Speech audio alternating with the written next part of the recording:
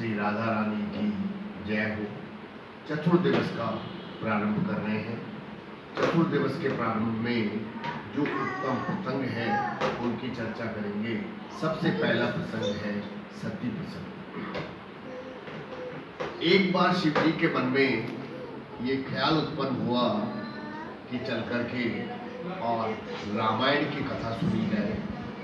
तो शंकर भगवान अपनी धर्मपत्नी सती के साथ में कुंभज ऋषि के यहाँ पर रामायण सुनने के लिए गए। जब कुंभज ऋषि के यहाँ शिव जी और सती जी पहुँचे तो कुंभज ऋषि ने उनका स्वागत किया, उनके पद प्रक्षालन किए, उन्हें उत्तम आसन प्रदान किया और कथा सुनाने लगे।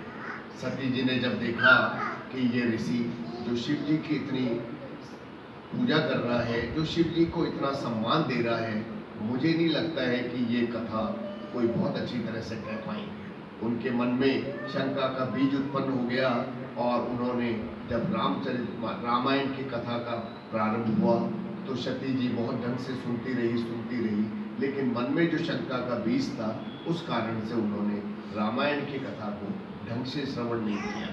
हालांकि शिव जी भगवान ये सब बात जानते थे, लेकिन मन ही मन कुछ नहीं बोले और सिर्फ देखते रहे कि सती के मन में एक शंका हो गई है कि ये कुंभज ऋषि जो मेरे पति का इतना सम्मान कर रहे हैं और वो इसे किस तरह से कथा कह पाएंगे। मुझे नहीं लगता कि इनमें कोई बहुत ज़्यादा नॉलेज होगा। और ये सोच करके सती जी ने कथा ढंग से नहीं सुनी। जैसे ही कथा का समापन हुआ तो जान निकलने लगे तो शिव जी ने कहा कि चलिए अब कथा समाप्त हुई है और हम चलते हैं।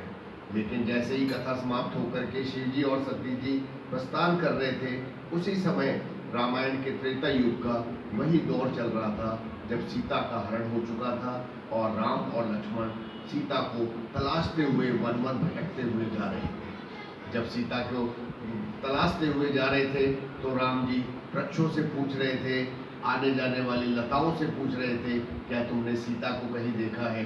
और ऐसे बिलक बिलक करके रो रहे थे। सती के मन में शंका हुई कि ये जग सच्चिदानंद प्रभु है जिन्हें हमारे शंकर भगवान हमेशा प्रणाम करते हैं, जिन्हें हमेशा शंकर भगवान अपने मन में रखते हैं, अपने आराध्य मानते हैं। सती को ये शंका हुई कि ये तो एक साधारण सा मनुष्य लग रहा है, ये मुझे नहीं लग रहा है कि कोई सच्चिदानंद होंगे, लेकिन मैं देखना चाहती हूँ कि ये है या नहीं। और उन्होंने शिव जी से कुछ नहीं कहा और शिव जी से कहा चलिए आप थोड़ी देर में मैं आती हूँ। सती के मन में विचार आया कि मैं ये जो सच्चिदानंद जिन्हें प्रभु कह करके और प्रणाम कर रहे हैं वो वास्तव में सच्चिदानंद प्रभु हैं भी या नहीं है। और जैसे ही उनके मन में शंका आई, शिव जी ने उसी वक्त मन में ये प्रण किया कि जिसके मन में ये शंका आ गई है वो मेरी पत्नी ज़्यादा दिवस तक कैसे रह पाएगी। इधर सती जी राम जी की परीक्षा लेने के लिए और खुद सीता बन करके और चल करके आगे उत्पन्न हो गई। याद रखिए, भगवान की न परीक्षा से प्रसन्न होते हैं भगवान और ना ही समीक्षा से प्रसन्न होते हैं। भगवान को यदि प्रसन्न करना है तो केवल और केवल भक्ति ही एक ऐसा साधन है जिससे परमपिता परमेश्वर प्रसन्न हो सकते हैं। सती जी राम जी की परीक्षा लेने के लिए थोड़ा सा कदम बढ़ा करके, तेज बढ़ा करके राम जी के एकदम सामने आ गई और राम जी के सामने आकर के एकदम खड़ी हो गई। जैसे ही आगे से खड़ी हुई, राम जी तुरंत समझ गए कि यह, और वो सीता का रूप धारण करके आई सती जी ताकि एकदम देख करके कह सके राम जी के, अरे तुम तो मिल गई, हम तो तुम्हें ही ढूंढ रहे थे। लेकिन जैसे ही राम जी ने देखा कि ये सती जी है, उन्होंने वो तुरंत समझ गए कि सती जी मेरी परीक्षा लेने के लिए आई है। उन्होंने सती को प्रणाम किया और कहा महादेव कहाँ है भगवान माता। सती बहुत शर्मा गई क्योंकि वो सीता बनकर आई थी और वो राम को ये बताने आई थी कि मैं सीता हूँ, जबकि राम ने उन्हें पहचान लिया और कहा कि ये तो सीता है, सती है। और उन्होंने तुरंत कहा कि महादेव कहाँ है। सती बहुत शर्मा गई और कहा कि बोले महादेव जी भी यही है।